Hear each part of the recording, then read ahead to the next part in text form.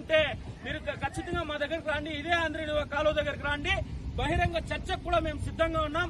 ఎవరో ప్రజలను కూడా మీరు అడిగి తెలుసుకోండి, రైతుల దగ్గర వెళ్లి అడిగి తెలుసుకోండి. అంతే తప్ప తప్పుడు ప్రచారాలు చేస్తే మాత్రం కుప్పం నియోజక ప్రజలు సహించబోరు.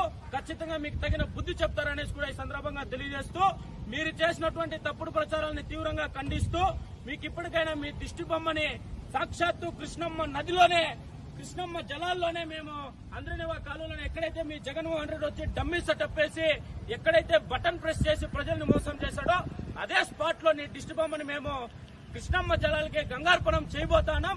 ఇప్పటికైనా బుద్ధి తెచ్చుకొని నిజానిజాలు తెలుసుకొని మీ కార్యకర్తలకు మీరు నచ్చ చెప్పుకోవాలని ఈ సందర్భంగా తెలియజేసుకుంటూ, భరత్ యొక్క దిష్టి బొమ్మని కృష్ణమ్మ జలాల్లో గంగార్పణం చేయబోతున్నాం.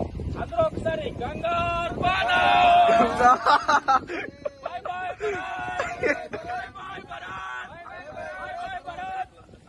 రైతులందరూ కూడా గమనించి, నీకు భరత్ ఇప్పుడు మన పరమ సముద్రం చెరువులకే వస్తున్నాడు నేరుతో.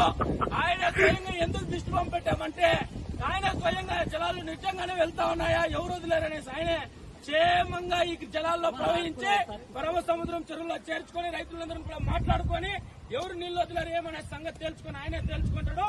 Bye bye Bharat, bye bye bye bye Bharat, bye bye Bharat.